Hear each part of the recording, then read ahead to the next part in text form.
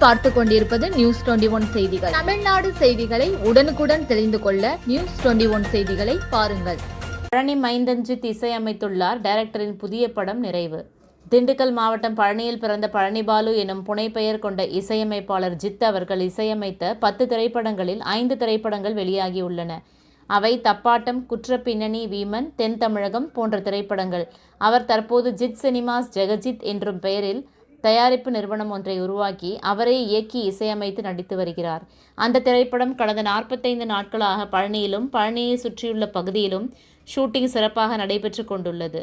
இன்று இறுதிக்கட்ட படப்பிடிப்பில் பிரபல நடிகர் கராத்தா ராஜன், கதாநாயகர்களாக அனீஸ் பார்வதி, அபர்ணா அவர்களும், பேனாமணி, வெண்ணிலா, ரவி, பொள்ளாச்சி ராஜன், இத்தலிகா, அவினாசி, ஞானவேல், முக்கிய கதாபாத்திரத்தில் அசோக், தமிழ் போன்ற திரைப்பட நடிகர்கள் நடிகைகள் பங்கு பெற்று ஷூட்டிங் நடைபெற்றது. நியூஸ் 21 நேஷனல் செய்திகளுக்காக திண்டுக்கல் மாவட்ட செய்தியாளர் பாலமுருகன்.